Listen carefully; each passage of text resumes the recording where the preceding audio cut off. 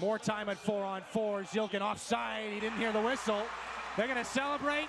That's going to draw a crowd for sure. Gloves are flying. Zilkin put it in. Barabanov going to task on one of the Spitfires, and Zilkin going to town on another. Zilkin's got to be careful as there's a skate up high there. And now we got a goaltender fight at center. Here we go. Shurigan and Nula right as he's entered the game. Look at the hair. Ross comes in to shut this down. And Shurigan's crossed the red line. I think regardless of what happens here in the next couple of seconds, let him go. Shurigan's going to tug at the jersey. That's it. So close. And Nulo's trying to get back after him. Let him go. And there is no common language between those two.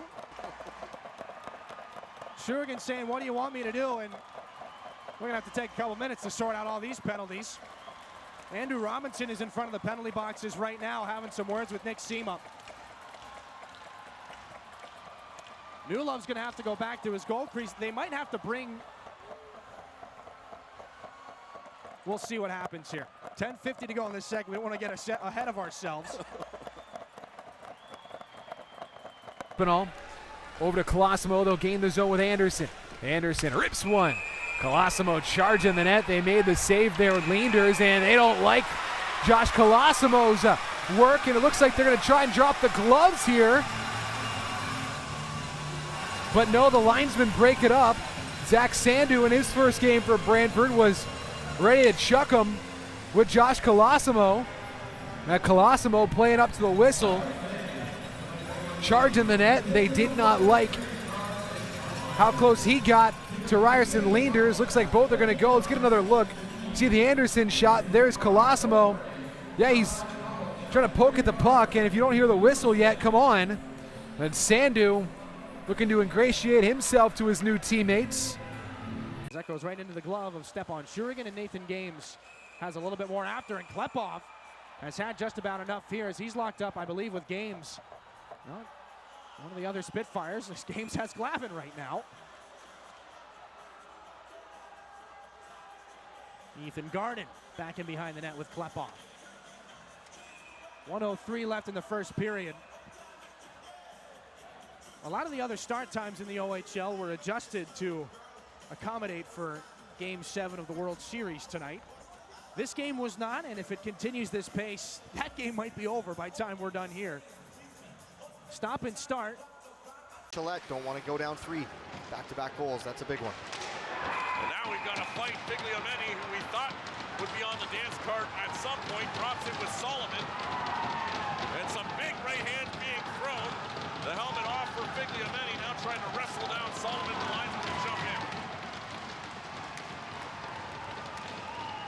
One of the easier predictions, I think, in some time here, that there would be a scrap resulting with Oshawa number 8, and both players, Figliameni getting the crowd fired up, Solomon getting his bench fired up, a tilted affair, some big shots landed by both, and this, of course, stemming back to the first period, play into the end wall between Figliameni and Chase Reed.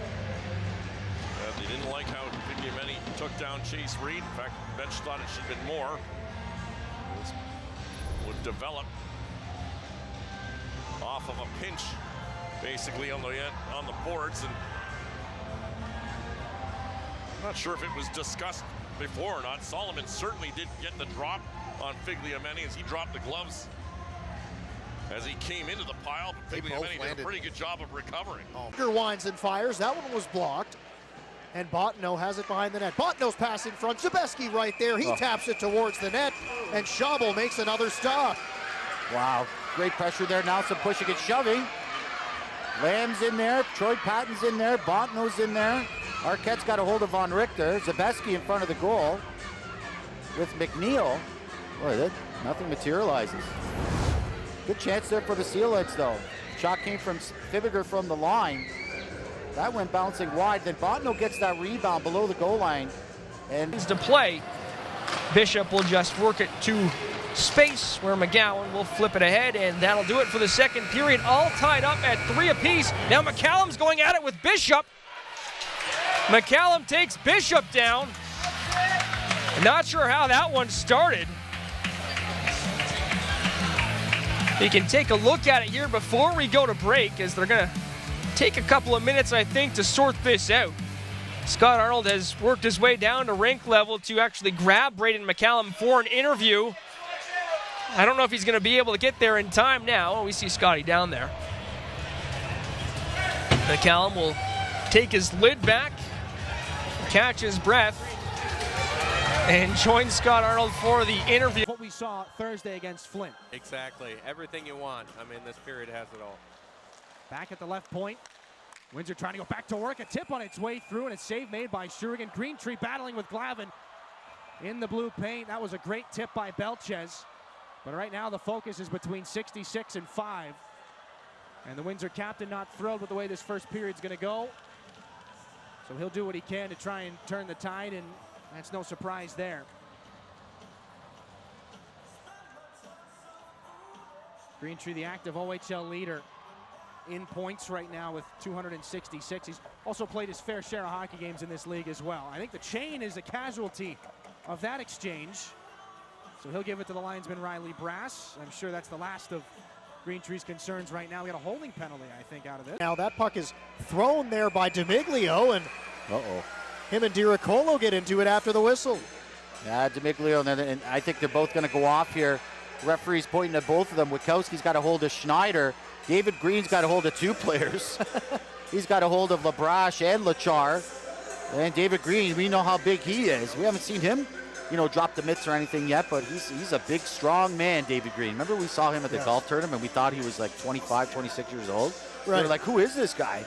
Anyways, big guy, so looks like it's going to be offsetting penalties here to DeMiglio and DiRiccolo here. Right, so DiRiccolo and DeMiglio heading. Kluche spinning. Skate to stick, Glavin holds. Back to Kluche in the circle. Sharp angle try, save Costanzo. Where's the rebound? It's in front of him somewhere. And Greentree slamming down to the ice. Nick Sema. We may have penalties on both sides. Miroslav Shatan gets a bump from Hicks, and still more. We're not done back and behind the now dislodged Windsor goal. Face washes for either side, and some penalties probably as well when we come back.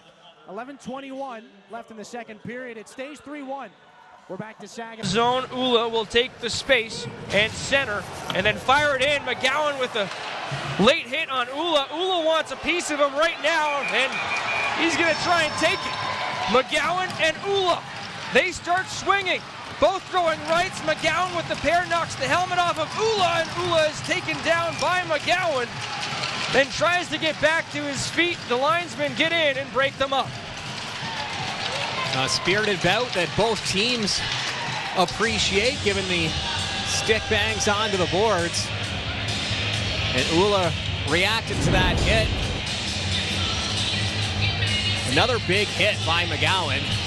Ula turns around, shakes his gloves. McGowan obliges. And the two go at it. Not too many punches thrown. A couple quick ones right off the hop, and then it turned into a bit of a wrestling match. Jurvetsky behind the net. They work to the far wing now, and they're going to drop the gloves. Colosimo and Holmes, as Parker Holmes throwing some hands, and down they go quickly. Colosimo and Holmes, that did not last long, and Colosimo ends up kind of yanking him down to the ice. Christian Colosimo was going to get a penalty before the fight.